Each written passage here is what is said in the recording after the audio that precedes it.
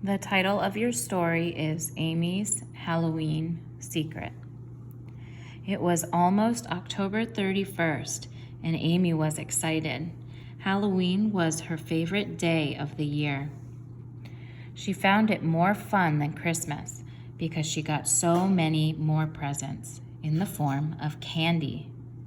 And she also found it more fun than her birthday because on Halloween, everyone dressed up and had a party, not just Amy.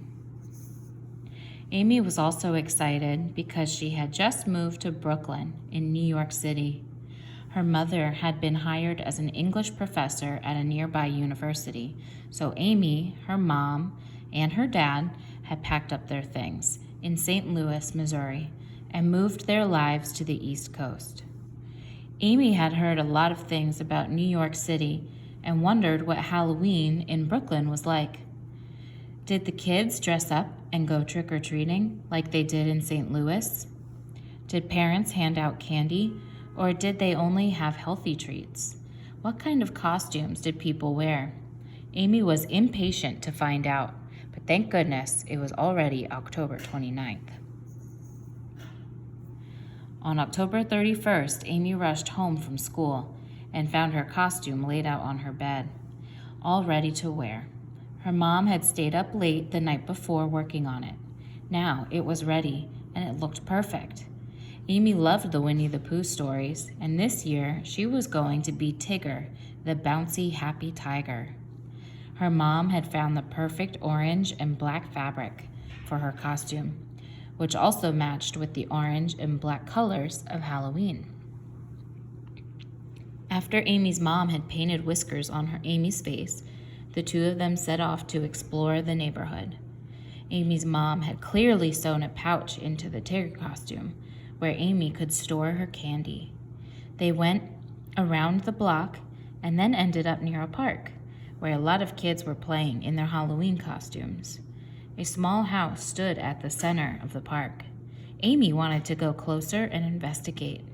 A plaque next to the house said this was the Old Stone House, built in 1699.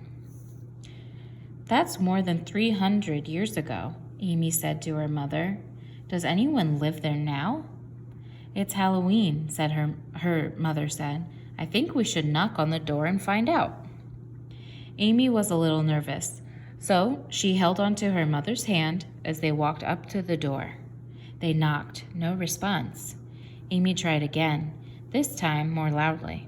She thought she heard voices inside. Children's voices? Flip the page. Amy tried pushing the door open and was startled when it moved. Why wasn't the house locked?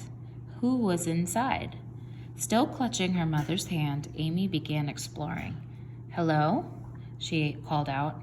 Anybody home? Silence. Trick or treat? She tried. Amy and her mother walked all around the house, upstairs and downstairs. It was dark, and there were no light switches. It was hard to make out such detail, but Amy could imagine that a family had lived there 300 years before. There was clearly no candy to be had. So they decided to leave. Right as Amy was shutting the door, she swore she saw a little girl, very pale, run past her in the living room. Come back soon, the girl whispered to Amy, which gave Amy the chills.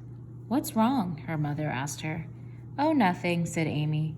She decided that the ghost girl in the old stone house would be her Halloween secret.